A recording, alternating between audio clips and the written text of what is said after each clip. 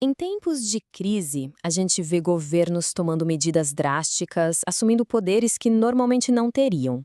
Mas existe uma linha que separa a proteção do cidadão de uma ameaça à democracia? É sobre esse conceito, o estado de exceção, que a gente vai conversar hoje. E para guiar nossa análise, vamos nos aprofundar no que dizem os especialistas. Nosso ponto de partida é um artigo super relevante de Mary Luz Tobon, David Mendieta e Antônio Gasparetto Júnior, que foi publicado na revista jurídica Unicuritiba. Vamos ver o que a pesquisa deles revela? Todo mundo já viu notícias sobre governos usando poderes de emergência, né? A questão é exatamente essa que está na tela. Qual é o momento em que a proteção vira algo perigoso? A análise que vamos ver aqui oferece uma estrutura bem clara para a gente entender essas decisões.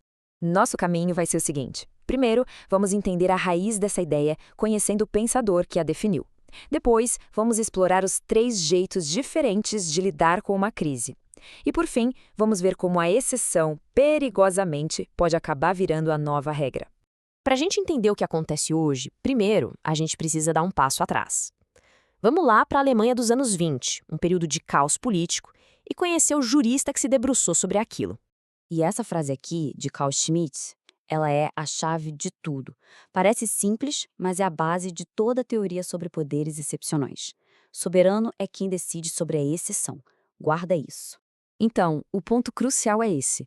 Numa emergência de verdade, daquelas que ameaçam a própria existência do Estado, as regras normais podem não valer mais. E quem tem o poder de dizer as regras estão suspensas por enquanto? Bem, essa pessoa ou esse grupo é quem de fato manda, é o verdadeiro soberano. E essa tabela aqui, ela mostra a teoria na prática de um jeito impressionante. Olha só o que aconteceu na República de Weimar. Em 1930, o parlamento aprovou 98 leis, contra só 5 decretos de emergência do presidente.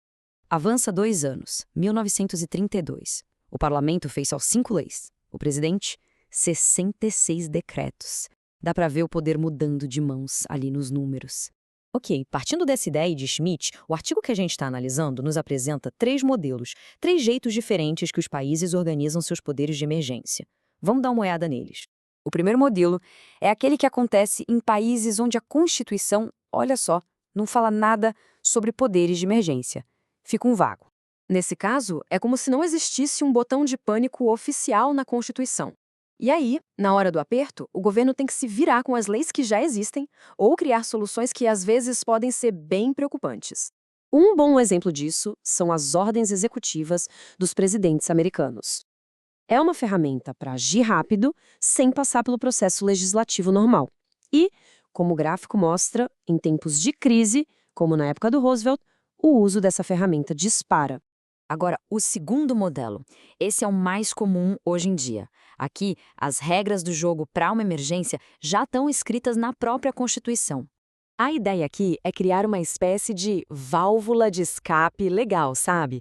Tudo controlado, com limites bem definidos para que a crise seja resolvida e a vida volte ao normal o mais rápido possível. E aí, a gente chega no terceiro modelo, o mais extremo. É quando os poderes excepcionais são usados não para salvar a ordem, mas para concentrar poder e destruir o próprio Estado de Direito. O próprio Schmitt fez uma distinção que é crucial. Existe uma ditadura que age para salvar a Constituição como um remédio amargo, mas temporário.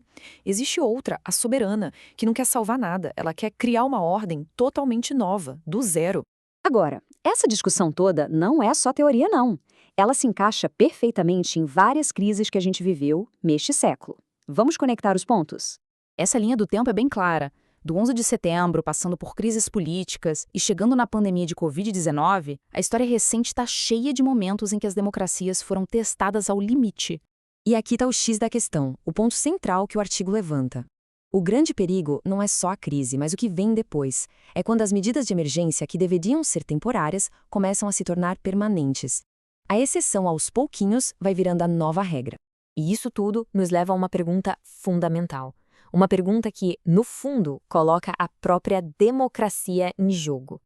Fica essa reflexão final, então. Num mundo que parece viver em crise constante, como a gente pode garantir que a exceção não se transforme, de fato, na nova regra do jogo? Não tem uma resposta pronta, claro, mas é essencial que a gente continue fazendo essa pergunta para preservar o equilíbrio tão delicado entre segurança e liberdade.